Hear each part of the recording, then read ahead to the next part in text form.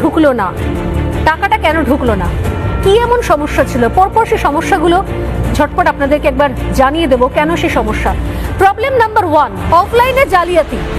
এক হচ্ছে অফলাইনে জালিয়াতি, 2 হচ্ছে ডেটা এন্ট্রিতে 2 নম্বরই, 3 বলা হচ্ছে যে অনেক ক্ষেত্রে সরকারি কিছু কর্মী যারা পুরনো সরকারের হয়ে দালালি করছেন, সেক্ষেত্রে বিজেপি পরিবারকে টার্গেট, হিন্দু পরিবার মহিলাদের টার্গেট, এবং একটা নথি আপলোডের ক্ষেত্রে দীর্ঘসূত্রিতা, সমস্ত ডকুমেন্টস টাইমে আপলোড করা হচ্ছে না, অযথা দেরি করা হচ্ছে এদের উদ্দেশ্য, এবং সেক্ষেত্রে নজরদারির বড় অভাব রয়েছে, কারণ লোক বলেরও অভাব রয়েছে। এই মুহূর্তে রাতারাতি রিক্রুট করা সম্ভব হয়নি, কারণ আগের সময় ছিল মাত্র 1 মাস।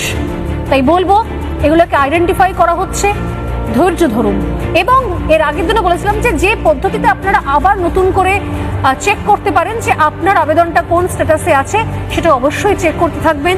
এবং বারবার করে বলছি, নিজের ব্যাংক অ্যাকাউন্টের সঙ্গে আধার লিঙ্কটা করা আছে কিনা সেটা অবশ্যই চেক করবেন, অর্থাৎ ডিবিটি, ডাইরেক্ট বেনিফিট ট্রান্সফারের সুবিধে আপনার